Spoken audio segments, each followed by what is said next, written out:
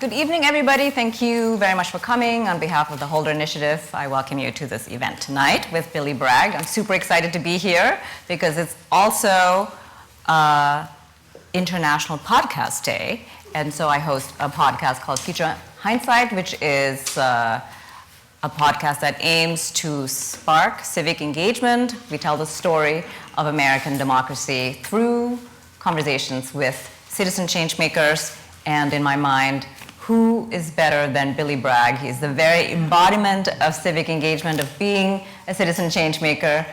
So welcome, Billy Bragg.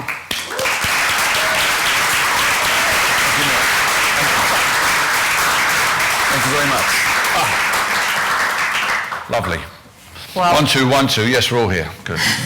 Mic check. I think I forgot to tell you my name. My name is Mila Atmos, so just one more time, thank you for being here, Billy. And thank you, Mila. So, obviously everybody knows who you are. You're a recording artist, you're a writer, and I love this part of your bio. It says that your passion is forged by punk, and your politics are forged by Thatcherism. And in fact, when I was composing these questions, one of my friends said, does everybody know what Thatcherism is? And I said, I hope everybody knows what Thatcherism is. If there is a question about that, please ask Billy. Anyway, you wrote this beautiful short polemic called The Three Dimensions of Freedom. If you haven't read it, I highly recommend it. And it's brilliant. Thank you. It's short, concise, and it really gives us a relatively in-depth history on the background of how we find ourselves today in our society. And your book touches on so much, but essentially you argue that the three dimensions of freedom are comprised of liberty, equality, and accountability. So tell us a little bit about how you came to this conclusion that in addition to liberty and equality, we need accountability. Well, given the situation in your country and my country vis-a-vis Brexit and Trump, it's possible to by comparing how we came to this place, to discern what may be the problem. And my sense of it is that ordinary working people no longer feel to have agency over their lives. They no longer feel that their children are going to have a better standard of living than they had. In some ways, in my country, they're the first generation since the Second World War to feel that way. And I think that when people feel they have some agency over their lives, they're a lot more willing to work collectively. They're a lot more willing to think in terms of what's better for the community. When they can see a good future for their children, they want that future to be a positive future. In some ways, the agency results in them seeing that the glass is half full. When people lose their sense of agency, when they feel they have no control over their employment, no control over their housing, no control over their community, then the glass appears to be half empty. And it's when the glass is half empty that populists can come along to exploit the kind of use the kind of rhetoric that Trump has used and that the conservatives have used about incomers, about different people, about anybody outside of that particular group. So having got this idea that agency is the thing that's missing, the hole in the donut, if you will. The question then is, what can we do to address that? And I think that to actually effectively address it, although government has to act, it actually has to be the individual that has to be empowered. And although there are many different ways to do that, what I'm trying to define with the book is a framework which allows the individual to start to look at ways of which to deal with their situation. So, with regard to liberty being the key aspect, obviously that's the foundation of, I'd like to think, most people's idea of freedom. It's empowering. Equality, that's reciprocal. That requires you as an individual to respect the views and the position of the person that you perhaps disagree with. And accountability is interestingly both empowering. It empowers you to hold others to account, but it's also reciprocal because you have to make yourself accountable. And I think in an environment, again, which is echoed in my country, where so much of the debate is completely polarised, to try and start to find a foundation for that common ground. I think as a framework, to have a discourse that is founded on deliberation rather than disagreement, that tends towards common ground rather than polarisation. We do need some parameters. I'd argue in the 20th century we had ideology to offer us parameters. Whatever our ideology was, whatever our political position was, we each of us had our sense of what politics should be, and we were able to bring those ideas to bear on issues, to work out, where we stood on them, or where the person that we were talking to stood on them. We live in again, I would argue we live in a post-ideological world now. So in need of some parameters to be able to make sense of the macro situation in the world, but also at the same time to give us some framework with which to deal with individuals in our social discourse, particularly in our social media discourse, to deal quickly and be able to determine whether the stranger that we're arguing with is arguing in good faith or bad faith. I would argue that liberty, equality and accountability can give you the parameters with which to decide whether to ignore this person, to block them, or to engage in them. So I'm trying to work on a couple of levels, but the thing that pulls it all together is the lack of agency. In what way do you think it impacts our liberty directly to have less economic agency? Well, in terms of the impact on liberty, I think authoritarianism doesn't begin when there's a knock on the door in the middle of the night and you get dragged away. It actually begins when the regulations are so lax that the powerful feel that they can act with impunity. And we've seen that with regard to your president. Unfortunately, now we have it with our prime minister as well. And not all freedom is a good thing. There is a bad sort of freedom, and that freedom is impunity, a sense of being able to act without any comeback. And I would argue that without equality, liberty is just mere privilege. You can say whatever you want, and you can get away with it. But without accountability, and freedom is that most dangerous. Liberty is that most dangerous of all freedoms, which is impunity. And it's how we hold the powerful to account when we've lived for the last 4 decades with an economic system that has no accountability whatsoever. The idea of neoliberal capitalism, that the market has all of the answers, they've left to its own devices, it will resolve the social problems that we have in our society.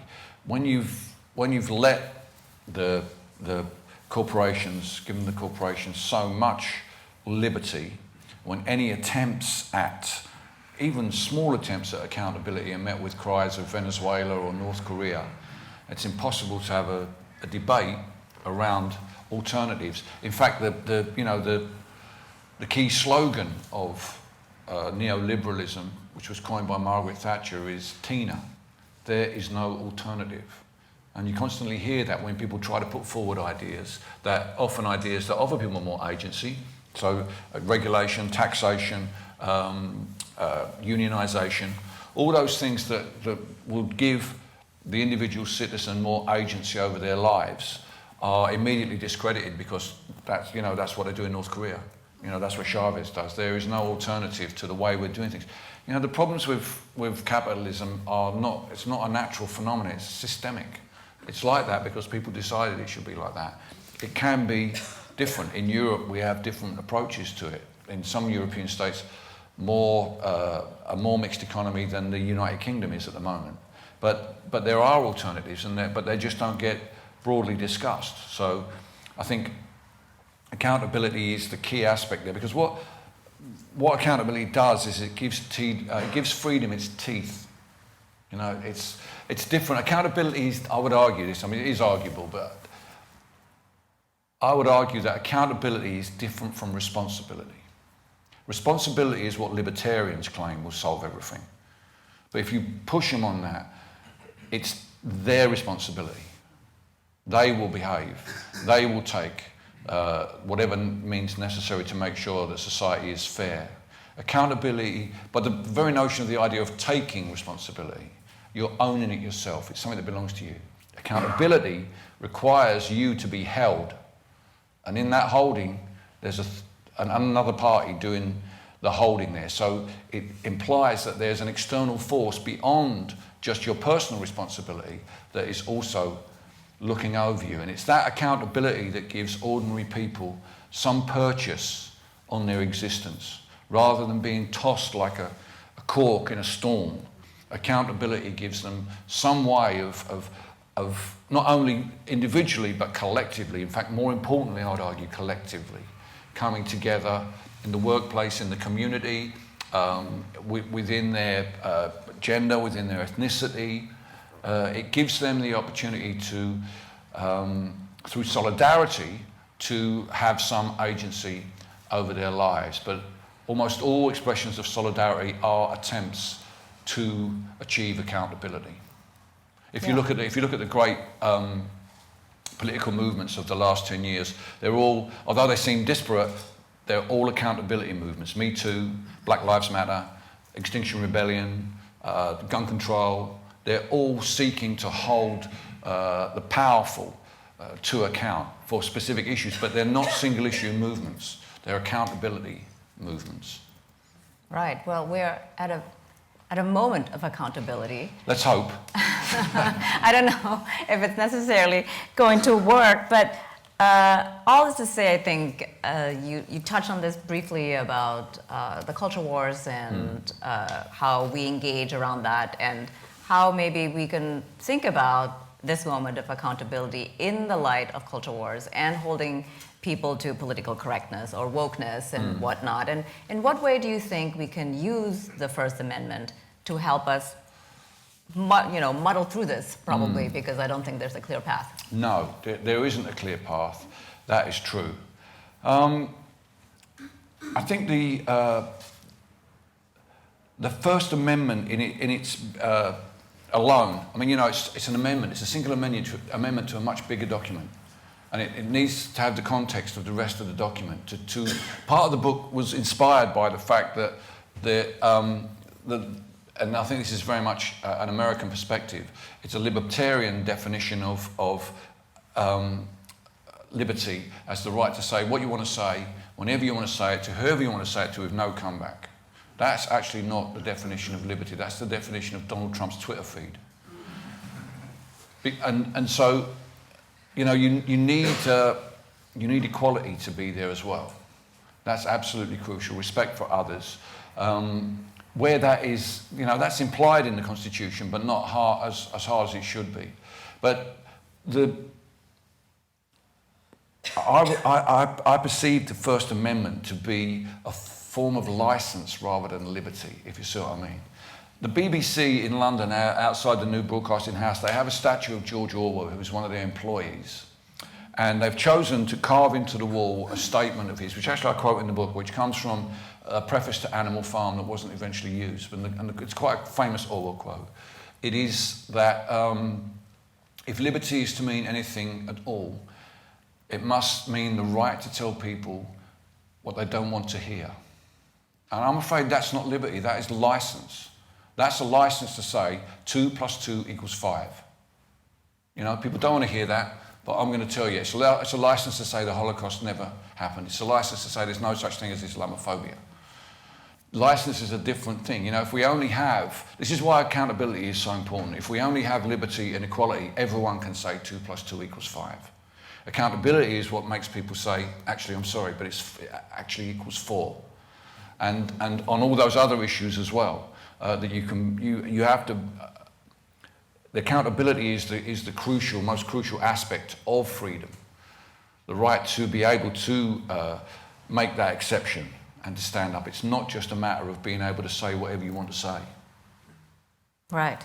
Well, one of the things you touched on just now is respect. How can we use respect? What do we lose when we are not respectful in this dialogue and trying to hold people accountable? Well, what we lose is other perspectives. It ends up with the people with the loudest voice, the biggest megaphone, the most likes, they come to dominate the discussion. And, you know, whilst liberty must include the right to offend, it does not give you the right to be abusive. And so we have to fight very hard to ensure that the discussions that we have don't fade into abuse. It's debatable where that line is. I would say it's where things become personal. If you're dealing with someone on social media, you're arguing about something and you make a personal comment about them, whether it's about their position or whatever, their profile picture, whatever, I think you've lost the argument. You've shaded over into personal abuse, ad hominem attacks. So equality requires us to calmly listen to the person who's arguing with us, debating with us, and to respect their point of view and to respond to that in a way that is, and that allows them to then come back at us to hold us to account in the same way, so that the rights that we claim for ourselves are, we engender them with the same rights, and that through our respect of their rights, they should respect our rights too. And it's pretty, you know, I don't know how many of you get into ding-dongs on Twitter. I do sometimes. It's pretty, fights, madam, fights on Twitter. It's pretty easy to tell when people are, you know, it's no point arguing this person, they're just not going to engage in what we're talking about here. They're off over there somewhere. So, you know, equality is a really crucial aspect of that discourse, the discourse aspect of freedom. And obviously, with regard to the economy, it's also absolutely crucial there that everybody who contributes to the economy should get the, you know, rewards.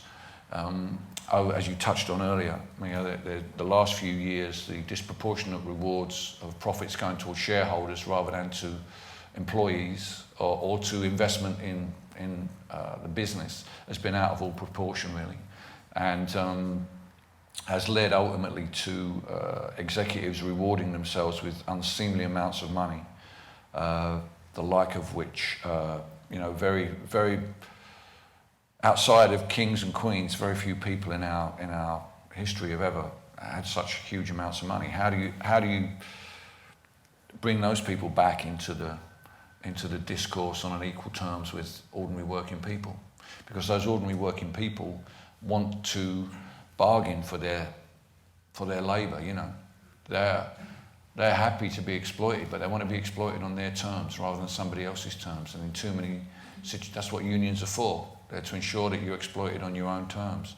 I mean, we have something it's true. I mean, I know it sounds strange, but it is true. I mean, the UAW are on strike currently because they were asked by the employers to not take a pay rise in order to help the business because the business was in trouble. And they said, yeah, it's very smart, it's a good idea, let's do it. Working together, which is the way it should be. Now the car companies are in huge profits. The UAW are like, well, now we're, you know, where's your part of the bargain now? We've worked hard, let's get the benefits of that. And that's what the problem is about. They're not, you know, they've got their labour, that's their bargaining tool, is their labour. So there's an example of where agency works, where the organised labour and corporations can work together to protect jobs, to protect the community, the viability of the community. That's the way it should be. Right. Well, this leads me to my Brexit question, Oh. because I think Brexit is all about economic agency, right? It is that people are unhappy about what they're getting paid, or if they are being disadvantaged by potentially labor going in from other countries, if that is the case, depending on where you work, what you do for a living. Yeah. So how much money you make, Yeah. all that, where you live in the United Kingdom. So in this moment where there isn't really a clear path forward, if there is an ideal scenario, what does accountability look like? What is the result for everyday people? For Brexit? For Brexit. If I were, I mean, what is probably going to happen is that we are not going to leave at the end of October. There'll be an extension till January. We'll have a general election. Whether that will deliver anybody a workable majority, and resolve this I doubt somewhat. So, if it were left to me to try and break the stalemate, I would convene something called a citizens' assembly, which don't know if you're familiar with in this country. The Irish had one a couple of years ago, in which they convened 100, maybe 200 citizens, chosen to, like a jury, to demographically reflect the makeup of Irish society, put them in a hotel for 4 or 5 weekends, where they took evidence from experts and submissions from the general public, but nothing from politicians. Mm-hmm. And they were asked to give some advice to the Irish government about what they should do about abortion rights. And the whole thing was broadcast on the internet. Everybody got to say their piece. The people, they kind of broke them down into tables of a dozen people who were spoken to. It wasn't, massed, it was discussion. Everybody in the table had to write down everything that had been talked about at the end of it, so make sure everyone understood what was going on. Everybody got to say their piece. They recommended, at the end of the process, by 65% to 35%, that there should be a referendum on abortion rights, that bring their abortion rights in line, I think, with the UK. And so the Irish government took that advice, they held a referendum, and the referendum result reflected the Citizens' Assembly result, more or less. So something like that over Brexit would allow everybody to express their views. And although, I'm not a big fan of referendums, they're quite divisive, it may be that at the end they recommend a referendum. But if they did recommend a referendum, it would have come from a place of consensus. It would have come from a place of deliberation, not from a place of the Remainers saying, sod you, we're going to do this again, while the Leavers are saying, no, we can't do it, Because we're in a stalemate, really. We're in a stalemate. The referendum result, 52-48%, if it had been an election, it would have been a recount. It's not a mandate, unfortunately. And if we're going to have another referendum, we need to win it 65-35 to put it to sleep for another generation. We might not be able to do that. But we do need to find a place where we can come together and everyone can feel they've had their say, everyone can feel they have some agency over the process, rather than just be flung back into the bear pit and do it again, back in scrambling in the mud with all the lies and deceit that went down last time on both sides. It was the most divisive day in our post-war history, and I speak as someone who lived through the miners' strike, which was pretty nasty, but we could be still talking about it in 10 years' time, I hope not, but I would like to see a way out of it that involves as many people as possible coming to a kind of decision that the politicians have to reflect upon, and a citizens' assembly. I think they've been trying, they do them in Canada, they do them in British Columbia, there's run a few of them. There's slightly different ways of doing them, but they're a very interesting way of coming to finding a consensus around an issue. Right. Well, it's all about having respectful dialogue. Yeah, 100%. One of the things that you had mentioned when we were getting ready for this conversation today was being trolled by Eric Weinstein, and that he basically doesn't want to debate with you openly, but in the end he agreed, and then he had these demands to have a safe debate. And what are his demands, and what really is safe debate? Well, no, what he wanted to do was, I use the example of Eric Weinstein, if you know who he is, a mathematician. He's also a CEO of one of Peter Thiel's investment companies. And he's a member of a group who call themselves the Intellectual Dark Web. And they're not fans of Spider-Man. They claim to be marginalised speakers whose freedom of speech is under threat from leftists, that they're not allowed to say things, particularly Eric Weinstein feels he's not allowed to say that men and women are different. There, see, I've just said it. No one's arrested me. It's a kind of classic position of the new generation of free speech warriors. They're no longer able to underneath what you Americans refer to as culture war, I believe there is a battle to decide who gets to write the rules and who gets to break them with impunity. And the same people for a long time in your country have written the rules and broken them, and nothing's happened to them. So that underpins to me, underpins the culture war. It underpins the use of terms, deflective terms, such as political correctness. Political correctness doesn't actually exist. There's no political party out there formed around it. There are no people marching on the streets demanding it. There are no intellectuals in Chicago writing textbooks about it. It's a trope that is used by the right wing to police the limits of social change.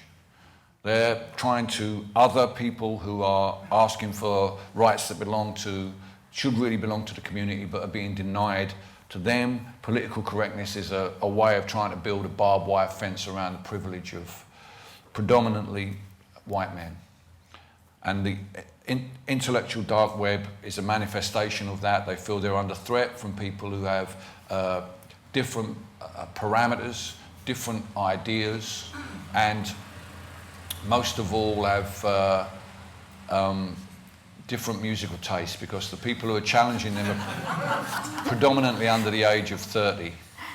And these old guys don't like the fact that they no longer got their experience is no longer absolutely central to everybody else's experience, that there are other experiences are starting to take prominence. So, Weinstein, I mentioned him in the book because he did an interview about the intellectual dark web, which Barry Weiss in the New York Times had described. The thing about them, their whole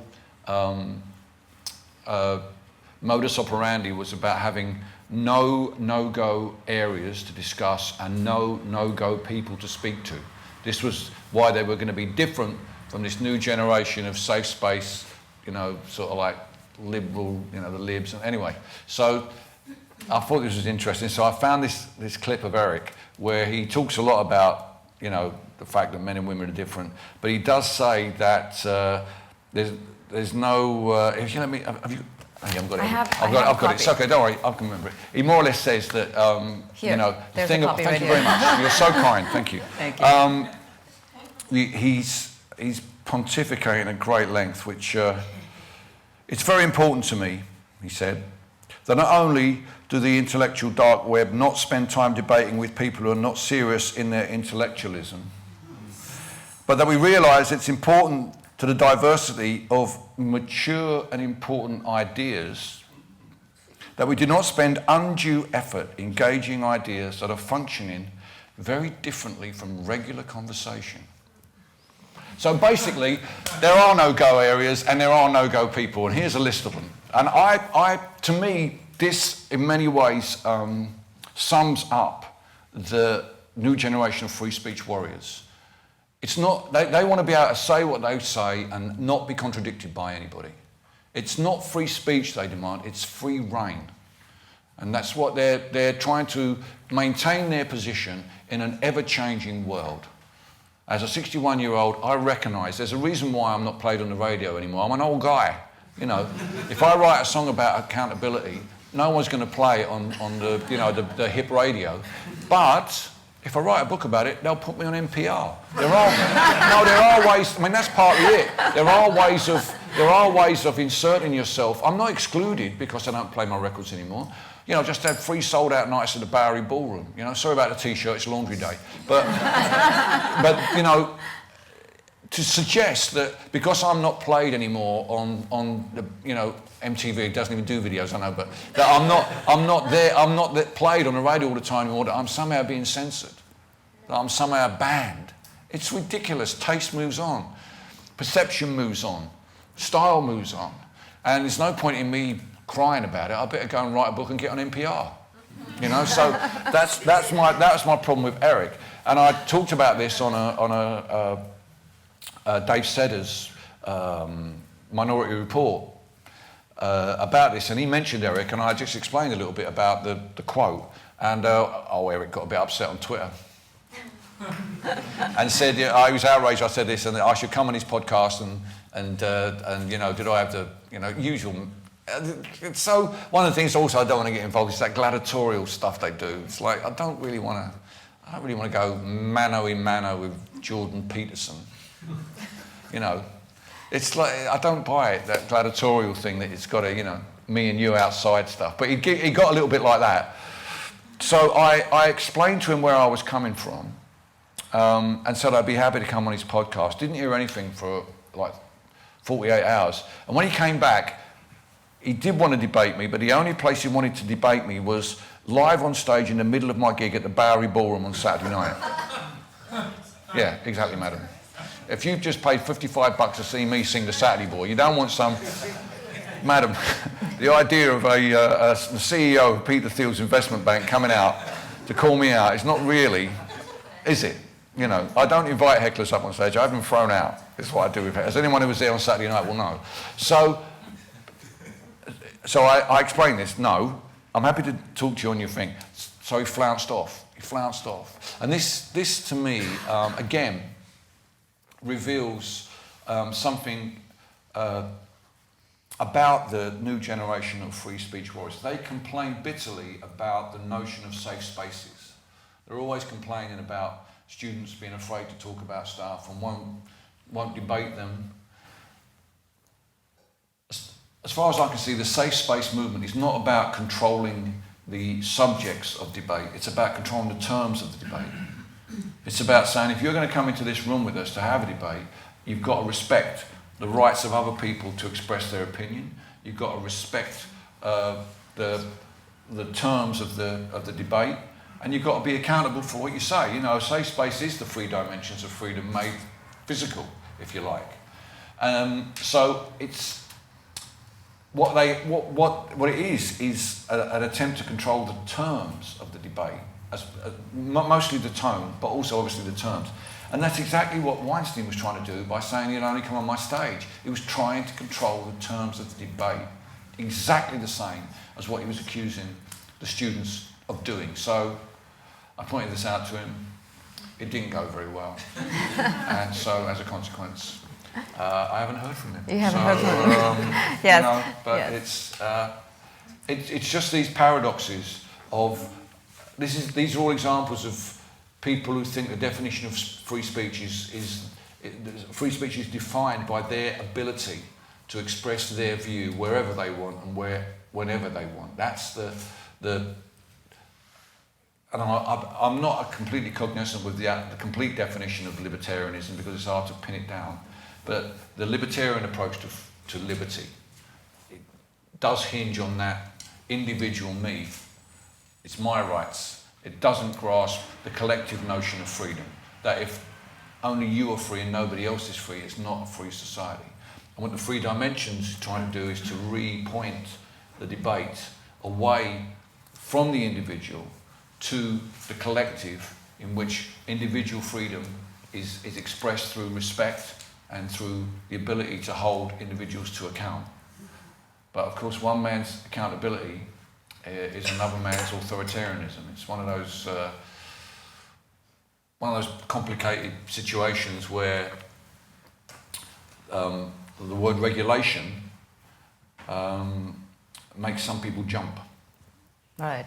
You know? Yeah. So accountability obviously is a form of regulation. Regulations are a form of accountability. So, you know, whilst I've never been a revolutionary capitalist, I would hold that capitalism essentially is like a fire. If you tend it and control it, it will give you heat and light. But if you leave it to its own devices, it will consume everything in its path. So it has to be regulated, it has to be controlled, balanced. There has to be input from everybody. Leaving the market to its own devices leaves us in a situation where it leaves us in a climate emergency, most obviously. So, you know, trying to talk about accountability and getting accused of being, you know, Venezuelan or North Korean, it's hard to sort of, because I don't think this polemic is a left or right argument. There is a critique of neoliberal capitalism in there, because that's an example of the lack of accountability. You know, any politician who ever says the markets will decide is avoiding accountability. I've heard that. I stood in a TV studio once waiting to go on and be interviewed when a Tory minister was asked if he was going to raise the amount of money we give in Britain to women who have a number of children. We call it children's allowance. And he said, we'll have to wait and see what the bond markets say about that. Now, I don't remember voting for no bond markets. So that aspect of neoliberalism in the book is a critique, an economic critique. But I think really the argument is about empowering the individual rather than winning points for the left or defeating the right. Right. Well, this goes back to your whole chapter on equality and that we do everything on equal terms, and why we have regulation, so that everybody has a level playing field, so to speak, which is not easy to achieve, of course, and it's always going to be slightly unfair. But so if I wanted to ensure freedom, if that's my goal as an individual, what are 2 things that you think that you recommend I can do? Well, you can be fearless in your willingness to speak your truth as you see it, respectful of the equality of others, to speak their truth and to use those 2 arguments to try and find a genuine truth. But most of all, I think you can be conscious of the fact that you have to be yourself accountable in your interactions with other individuals, and expect that they reciprocate with that. So that in the end you have the opportunity to engage with them and have a discourse with them, a dispute with them rather, in which you come out of it with more light than heat. I think there's far too many of the debates we have, whether it's on social media or in TV studios, end up more heat than light. And I'm trying with the 3-dimensional argument to create that space where we can meet and discuss difficult issues in a way that is conducive to coming out with some kind of consensus around them. I don't think there's enough of that in the politics in my country and the politics in your country. Yes, hear, hear. Well, you wrote this book. What prompted you, aside from being able to be on NPR, which you were this morning, congratulations, what prompted you to write this book now, at this time? Well, I think if I'd have written it 10 years ago, it wouldn't have resonated. It really would have been it would have been a critique of globalisation. It would have been like that, because I've been thinking about this since globalisation. I wrote a song 20 years ago called NPWA, No Power Without Accountability, which specifically addressed the globalisation, the anti-globalisation movement, of course, the anti-globalisation movement, which is the 20th anniversary of Seattle is coming up, I think, next year.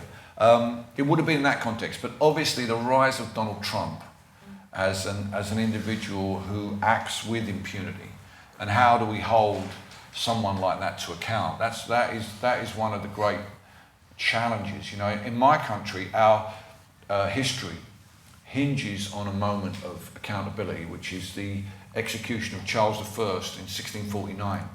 Our civil war was caused by Charles I's adherence to the absolute power of the monarchy, the belief that the king had the answer to all the questions and couldn't be challenged. Parliament disagreed with that and believed that they had the right to have some say in the process of making policy. We had a civil war over it, and although the king was defeated, the royalists were defeated, the king still refused to accept that Parliament had a role to play in holding the monarch to account. And as a result, because Parliament believed fundamentally in accountability, they did something that had never been done before in history. They put a monarch on trial for treason. Never been done before. Before, treason was something that you did against the monarch. But after 1649, treason became something that you did against the state. Saddam Hussein was tried on the same grounds as Charles I and gave the same defence. What right do you have to try me? I'm the head of state. But the point is that That's a really key moment. They could have, you know, there's plenty of kings and queens in my country who've just been snuffed out around the back of the tower, you know, a dagger between the shoulder blades, sorted. But it works. Well, none of that. We'd have no Shakespeare, kids. Come on, what are you thinking about? Come on. But Parliament was, because they were so committed to accountability, they had to do this in the open. They had to put the case there before the people. They had to ask the people to you know, accept that as long as he lives, the war will keep going on. You know, it's ultimately his refusal to accept, to deliberate, to be accountable, that led to his execution. And subsequently, although the monarchy is restored, partly because the Parliament wasn't planning for a republic. There's no, if you look in the documents before the trial, there's no clamour for a republic. It's just what they were left with, and they didn't quite know how to do it. Unfortunately, Thomas Paine wouldn't be born for another 50 years. And so rather than being based on rights, as your revolution was, our revolution was born out of more intangible ideas like accountability. So the monarchy was restored, but it was restored on the terms of Parliament. So we have no document in our constitution that begins "We the people." Our Bill of Rights, which your Bill of Rights is based on, is an agreement between the Crown and Parliament. That's why Boris Johnson has to ask the Queen if he can... Yeah, he has to ask the Queen first if he can dissolve Parliament. So, I mean, I'm sorry to go all around the houses with this, but there is a thread that runs through the history of my country, England, in which accountability is the key aspect of it. It has its roots at Magna Carta. And I was in a not a restaurant, but I was grabbing some lunch somewhere in a coffee shop maybe, when the TV was on and Nancy Pelosi was talking about the impeachment. And when she said no one is ever so mighty that they are above the law, she was speaking the language of Magna Carta. And that thread of accountability, how do you hold absolute power to account? That thread still runs through our history, all of our histories, I think. The absolute power now belongs to the corporations. That's where the problem is now, not so much our leaders, but corporate power. That's the absolute power. The market has absolute power.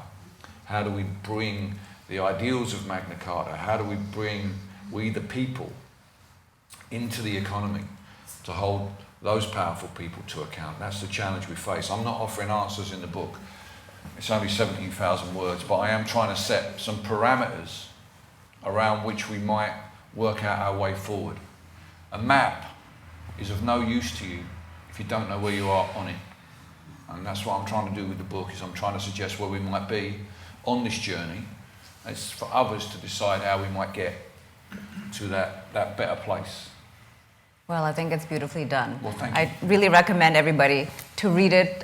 It does place us on this map, and it does give us ideas as to how we move forward. So here's my last question. Mm-hmm. Looking into the future, what makes you hopeful? What makes me hopeful? Well, I once wrote a song called "Help Save the Youth of America." Yeah. Indeed. And some people went out and bought it and went out and got politicised, which was great. That was kind of what I was trying to do. But a couple of weeks ago, I was in Washington, D.C., and I went down to see the school strikers, the climate strikers down there. I don't think those kids need saving from anything. They're totally on it. They're out there. I think the school strikers are the new punk rock, because punk rock really was about self-empowerment. It was about not waiting to be told what to do, to go out there and decide with your peers that your generation is going to make a stand on this. I can remember when I first went on the very first Rock Against Racism march in May 1978 to Victoria Park in Hackney, from Trafalgar Square in London, marched through the East End. And in Victoria Park, when we got there were 100,000 kids just like me. And I knew then that this was going to be the issue that defined my generation. We were going to be the generation of two-tone, of artists against apartheid, of free Nelson Mandela. This was going to be our Vietnam War. This was going to be what we did in the 50s in England, campaign for nuclear disarmament. And so it was. So to see this generation define their challenge, and to take that up. I'm really, really inspired. And as a progressive, as a socialist, I have to fundamentally believe that the glass is half full. I have to believe if the majority of people had a say in the process of making policy, that it would tend towards a more fair society. I think that's a key aspect of being a progressive. I think that our enemy is not capitalism, it's not conservatism, it's cynicism. That is our enemy. And our own cynicism at that, not Rupert Murdoch, not the Daily Mail, that's their job, that's how they make their money, the toe rags. But our cynicism, those of us who are striving for a better world, our own sense that no one else cares, our own fear that nothing will ever change, our own, concern that it's just getting worse and worse and worse. Rupert Murdoch wants you to feel that way. That's why he puts all that stuff in his newspapers and puts all those people on his TV channels.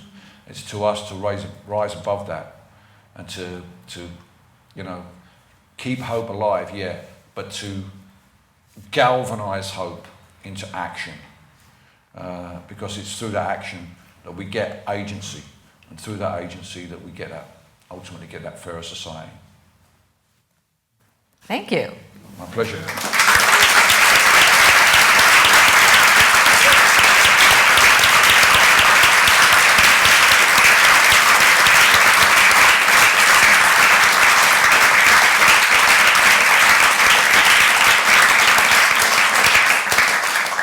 I think Now we we're all have going time to for sing the red questions. flag.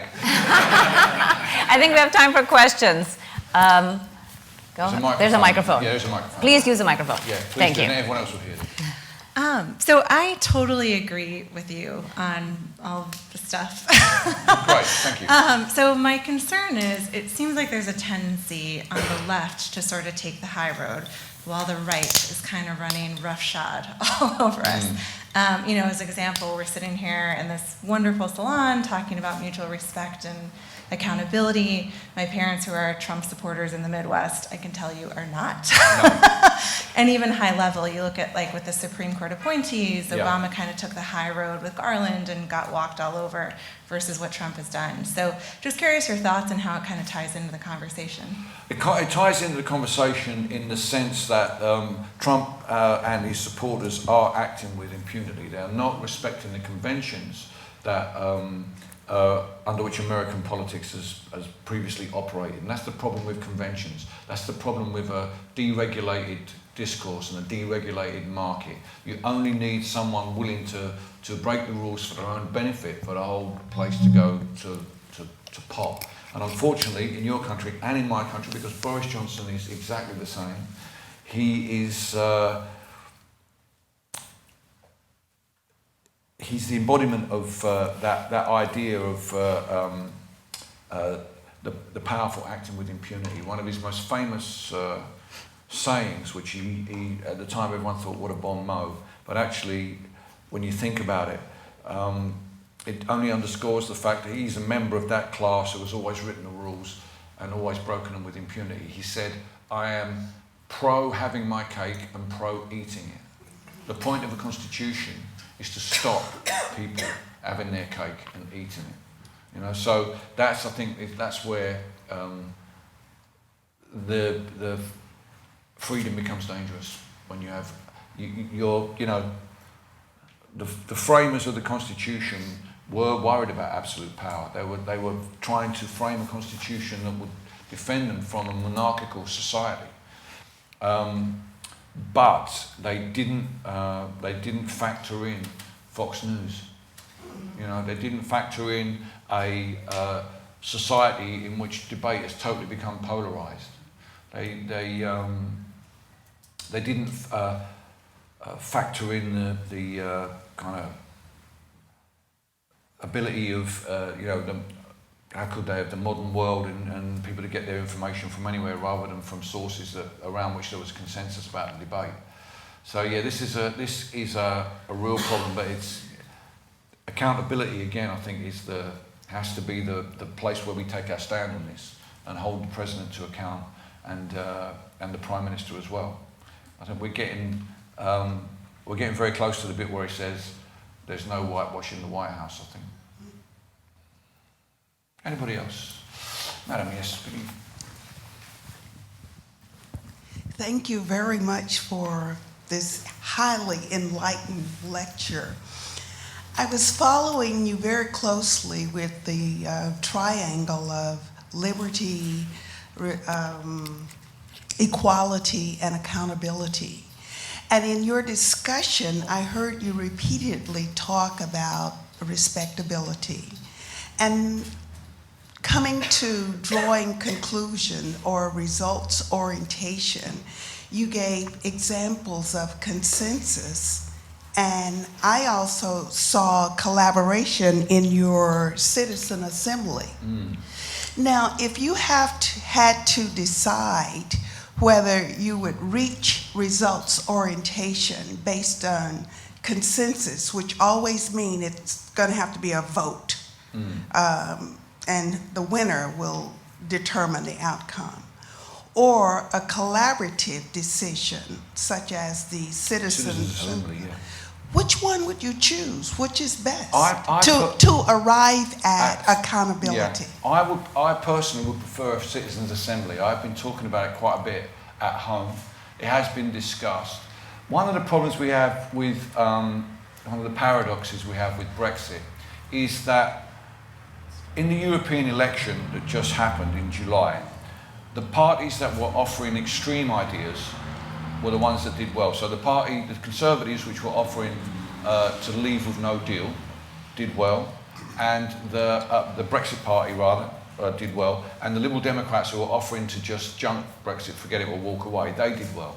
The Labour Party, who are trying to find a compromise, didn't do very well. They halved their vote. And this is a real problem because, as someone who hopes that we will be saved from Brexit, if anything is going to save us, it is actually going to be the nuances of Brexit.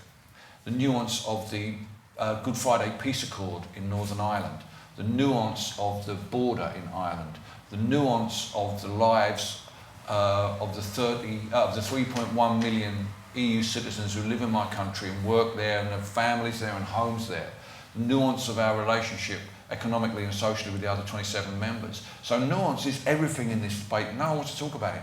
Everyone's talking in absolutes. The Liberal Democrat Party currently are offering to revoke Article 50, which means it will just stop the process and we'll just go back to the status quo. Now, as I said, I hope Brexit will stop, but to just tear up the referendum in which 34 million people voted seems to me to be neither liberal or democratic, really. So I would much rather that we found a space in which to focus on the nuance and construct around that, deliberate around that to find a way of coming to that place of consensus, rather than go back to a winner-takes-all. If you put in that consensus again, could you kind of like, if it's consensus, they're counting. There's who's going to win? 65% of the vote, 35%. Whereas with the assembly, I'm hearing, and I was with you until you threw that consensus stuff in there. Collaboration, collaborative approach. Is that what you're saying? Is that what I'm hearing? Yeah, you but say? shouldn't a collaboration find a consensus? Shouldn't it need to? Here's the thing. Here's the thing, if I may, ma'am. Democracy and accountability are not the same thing. Yeah. Their relationship is not synonymous. They are more like a Venn diagram. And at times of consensus, there's a lot of overlap between accountability and democracy. At the moment, forces in your country and my country are pushing democracy and accountability apart. And just this last week, with the impeachment and the Supreme Court decision in my country to reopen Parliament, the forces of consensus have started to push back, to increase the overlap. So I think that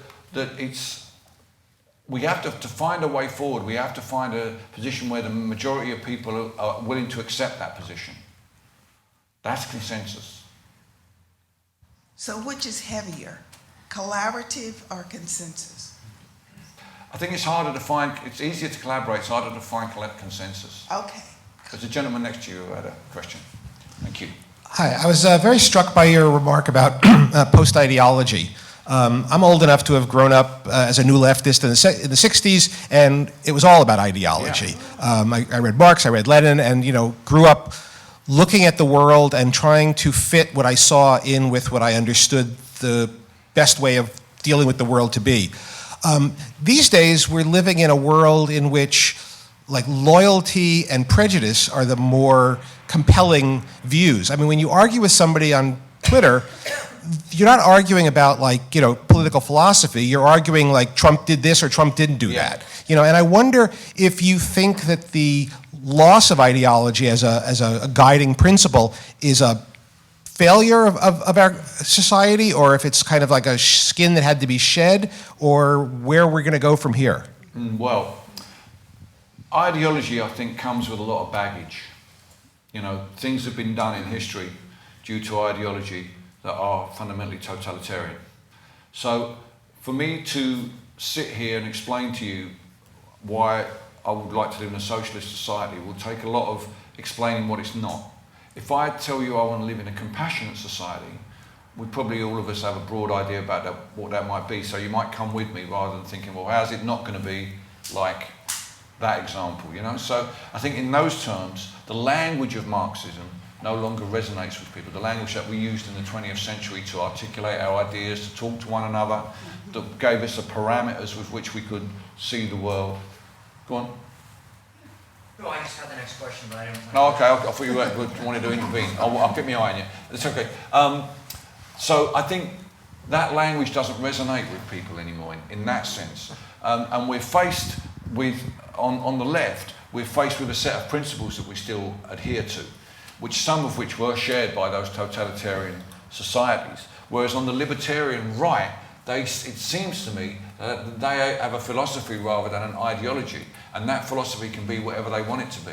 So it's much more hard to be able to bring ideological bearings on what our opponents are talking about than it is for them to bring it to us. So we're often on the defensive in those kind of terms. And so consequently, I think I find myself more and more talking on stage, in writing, on much more sort of like broad stroke words: accountability, equality, liberty, cynicism, empathy. I talk a lot about empathy at the gigs, you know, because I think we live in a time when there's a war on empathy. And empathy is the currency of what musicians do, not just political musicians, all musicians do. So we need to be, you know, ramping that up in this difficult time.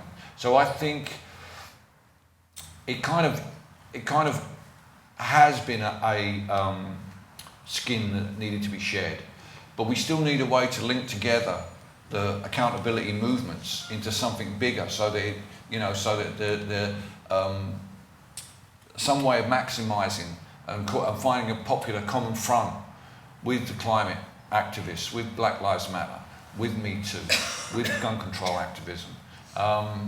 So I don't see any ideology appearing from there, but I do see in my country everything being, all of that left-right being knocked out of whack by Brexit, to be about more about identity, politics becoming more and more about identity. But I mean, having said that, you know, what was left-wing ideology was all about class.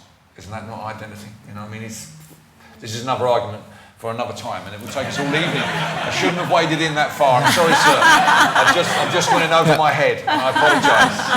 I'm going to throw away your expression. I'm not going to trouble you. Yes, mate. Yeah, well, just going back, you had touched on the music just a moment ago, and this question is a bit more personal.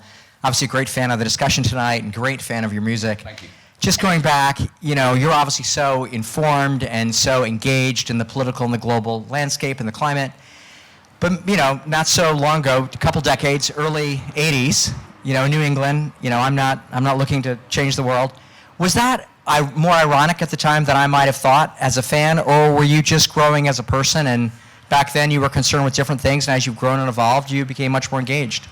Well, for those of you not familiar with what is my most famous song, which the gentleman's just mentioned... Then I'll sing it for you. No. The chorus says, I don't want to change the world, I'm not looking for a New England, I'm just looking for another girl.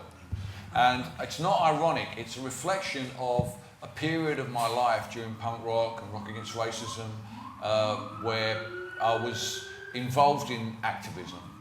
And I came to the conclusion that in order to continue being engaged in the struggle, it does help if you have someone to cuddle every now and again. And that has always been the Venn diagram of my music. I mean, if you listen to a song, I had a very strange experience after the show on Thursday night at the Bowery, the first of the 3 nights. I was coming out after midnight, getting a cab, and there was a couple outside who'd been at the show. They were slightly drunk, but they engaged me, and she was very upset because she accused me. I have a song called Greetings to the New Brunette, also known as Shirley, and she angrily accused me of decontextualising it. So we had a brief debate. What she was basically saying was that I was talking too much about politics and not enough about the love songs, and that she liked the love songs. And I was like, hey, but I'm all about the love songs. That's what I write. Most of my songs are love songs. It's just that where everybody else is writing in the bedroom, I occasionally look out the window and write about what's in the world. That's all. But broadly speaking, most of the songs I write are about relationships. So, but the thing is, there are elements of irony in there. But really, you're trying to make sense of everything. You're trying to make sense of relationships and articulate that in a way that other people can perhaps help make sense. You're trying to make sense of the world. The way I see it is we all see the same stars. If you can join them in an interesting way that gives people a different perspective, then you're going to be able to start to sort of, articulate not just your point of view, but connect with other people as well. And that's what I try and do at the gigs. I talk a lot at the shows. I'm riffing on stuff. I'm trying to do more than just sing songs and sell T-shirts, because I think I want people to engage. So I, as an example, I like to engage with them. We'll come to you, madam. We'll just do this gentleman and we'll come to you. Sort of a follow-up to that. You were my first show when I was 17 in the old Ritz, and the old Ritz, that was a great gig. The Ritz. Yeah, it was. It was a great gig. I'm here to say so. Yeah. And you've been a huge influence on my life. I'm a union leader now, really, much because of you. Could you talk about the line that stays with me more than any other line you've written, although so many stay with me, of I used to want to plant bombs on the first night of, I don't know which night it was, of the proms. Last night. Thank you. But now you'll find me in the baby with the bathroom. Yeah. Listening to the sound of the sea. And I just would love you to talk about, if you could, your growth as a person and your willingness to engage. I mean, you work in a capitalist business, yeah, and yet, you're so willing to talk about things that go far beyond capitalism. Although I loved your fire analogy earlier. Yeah.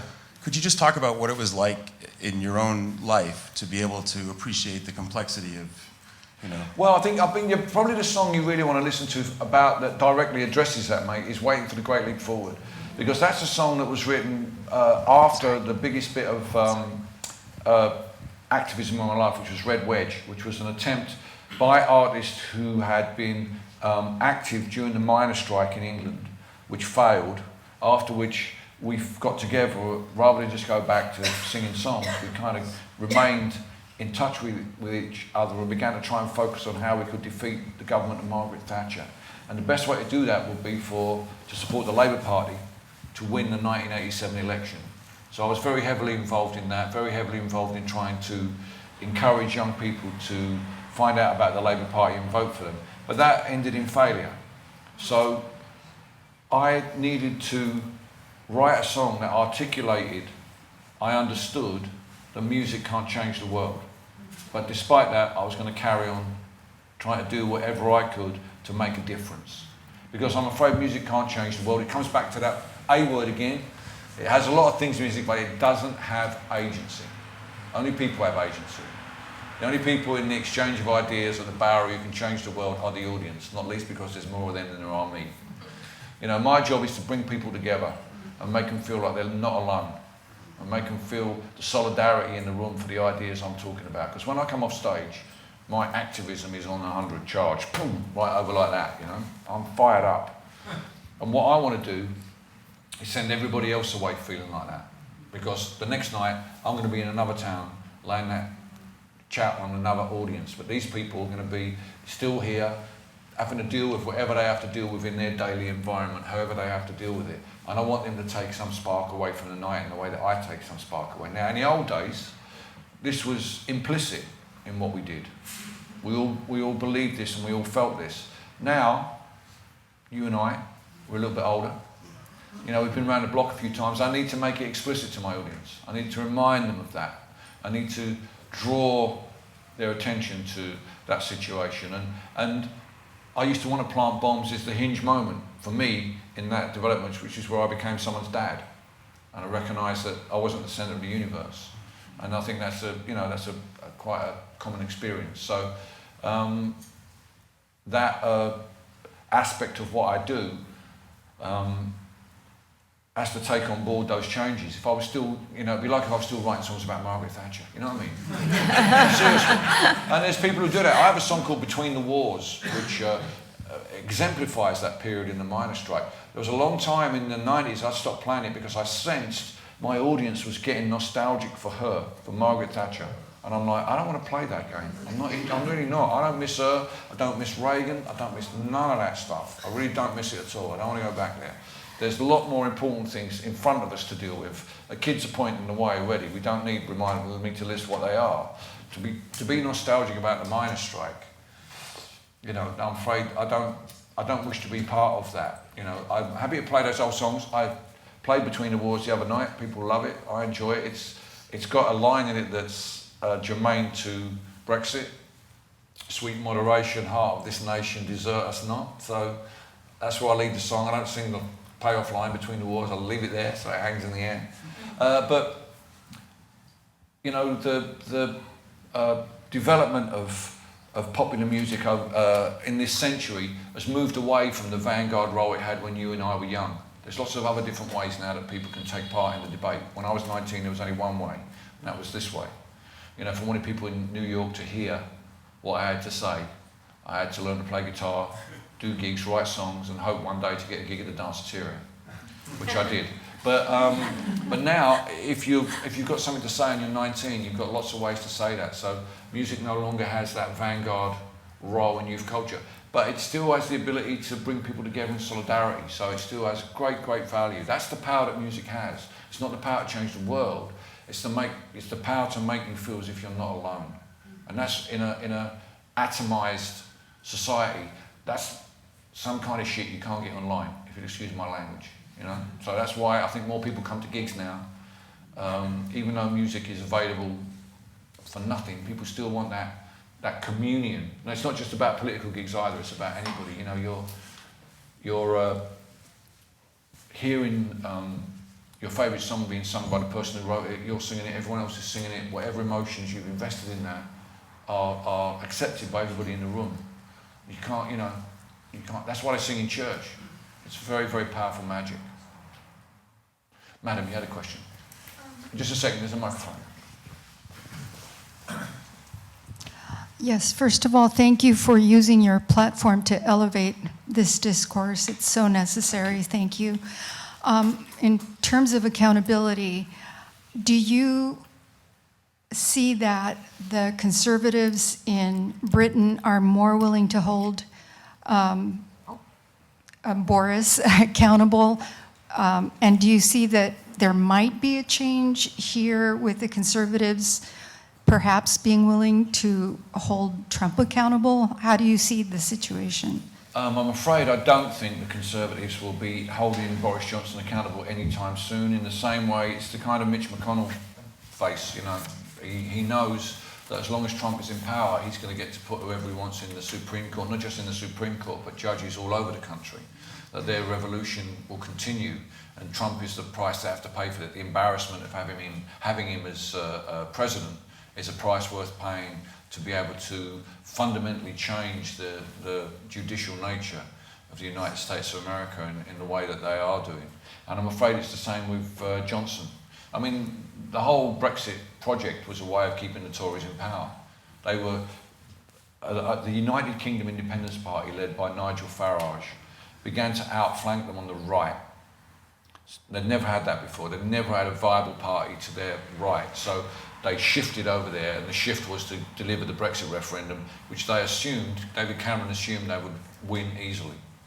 Who would be so stupid as to want to leave the European Union? Well, it turned out that there were a lot of people in my country who weren't really that perturbed about the European Union, but seeing as they had no sense of agency over their lives, they recognised they had an opportunity to kick the ruling class in the arse by voting out and making David Cameron and the people like him feel the way that they felt, and that is as if this was no longer their country. And that's not a nice way to feel. I remember that from the days of Margaret Thatcher. I can remember what that feels like. It's not a nice feeling. And I think that really is the driving principle behind the Brexit vote, was to punish Westminster rather than Brussels. The evidence for that is in the 2010 election, which failed to produce a mandate for government. Our system is designed to do that. The fact it didn't, people should have seen there's a fundamental problem there. The Scottish referendum nearly went to independence. The election of Jeremy Corbyn was also a rejection of the Westminster way of doing things by membership of the Labour Party. The 2015 election, rather, everybody imagined that it would be another hung parliament, another no mandate. 2017 is no mandate. You know, people have lost their faith in the way that politics is done in my country. There are ways to address that. The most obvious one would be a voting system which ensures that everybody's vote counts, a proportional voting system. Where I live, in my country, whoever the candidate who gets the most votes wins, and everybody else's vote is discarded. And most candidates win on less than 50% because there are 3 or 4 candidates. So where I live in West Dorset, we've had a Conservative MP since 1886. So, you know, my Labour vote goes in the bin. Yet, in where I come from in East London, the borough, Barking, was created in 1931, and we've had a Labour MP there ever since. And don't tell me there aren't any Tories in Barking, because I'm related to some of them. So, you know, it's neither fair for them or neither fair for me. So a fair voting system would start to address that situation. There are parliaments in Scotland, Wales and Northern Ireland. There isn't a parliament in England. Devolution, taking power away from Westminster, bringing it closer to people, giving them a greater sense of agency. Maybe not even a single parliament for England. It's like 52 million people. Regional assemblies that bring, you know, like almost like a federal state with there's about, according to the way that they do the European votes, there's 9 regions in England, and then in Scotland, you've got Wales and Northern Ireland, there's 12 altogether. A more federal, on the German model rather than on the American model. There's different ways of applying that. One of the problems is that, much as I am a supporter of Jeremy Corbyn, and I think, you know, what he represents is a very positive step forward, he doesn't have much of a feel for those ideas, unfortunately. He doesn't really, his politics are a little more in traditional left politics. And I think that, you know, I've given this same talk for him, with him, on these issues, because I think that he needs, you know, the party needs to be taking these ideas on board as well. So I think it's going to be left to the parties of the opposition to hold Boris Johnson to account. I think it's going to be left to the Democrats here as well to hold Trump to account. I don't think I think the Republicans are too far into the muck really to do anything about it, I'm sorry to say. Last question. Yes. I was waiting for you to say that. I'll just keep pulling people out. I'm so sorry. I'm sorry. Hey, I agree with everything in the book, and I wanted to ask a question about Brexit. I think what you've said about social media is absolutely true, and I work in social. I was wondering if you have any advice when the debate is a little closer to home. So my mum's from Wanstead, which is not far from Barking, and my mum's house is 52-48, so me and my little brother vote to remain, and then my mum and her partner are to leave. And actually, my mum's quite interesting because she introduced me to your music and to the Smiths. She was a member of a union, but she's become increasingly right. She reads the Daily Mail. She spends more time on Facebook than I do, and it's like literally my job. And I think it's been really, really tough seeing that. And now I live and work here, but each time I go back, it's becoming quite difficult. And this is me getting ready for Christmas. I just wanted to see if you had any advice for me which could help make it a bit more bearable. This is the tragedy, the great tragedy of Brexit. It has been so divisive within families. I mean, really, really divisive. It actually went down when I was at Glastonbury Festival that morning, on a Friday morning, and I went off to get my coffee, walking through the markets. There was a young woman brushing her teeth at a standpipe, and she recognised me, and she stopped to talk to me, and she was very, very emotional. And she said that she had recently come out to her parents and it had been fine. Everything had been groovy. She was so relieved. And then she just learned that they voted for Brexit, and it totally undermined her confidence in their acceptance of her.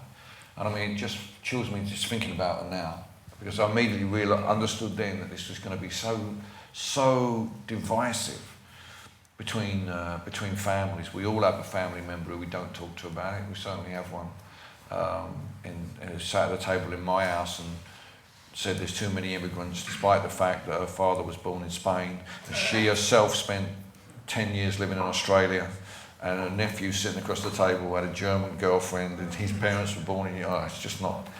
And I can't say, well, you know, you can't,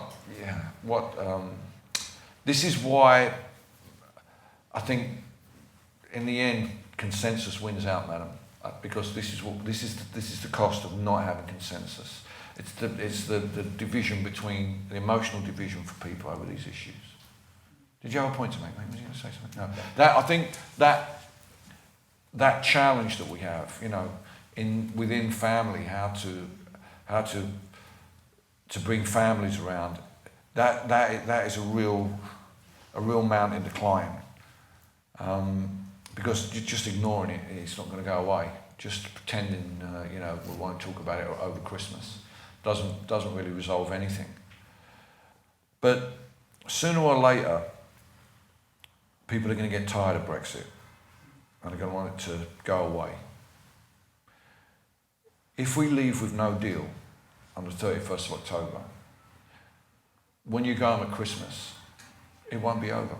Because what happens is, we leave with no deal, we don't resolve the Irish border, we don't resolve the rights of the 3.1 million, we don't resolve the money that we owe them, we leave with no deal, but then we have no trading agreement with our closest partner. 40% of our exports go to the European Union.